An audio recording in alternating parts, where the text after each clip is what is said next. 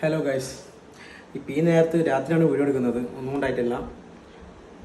നമുക്ക് ചെറിയൊരു വേക്കൻസിനെ കുറിച്ച് പറയാൻ വേണ്ടിയിട്ടാണ്.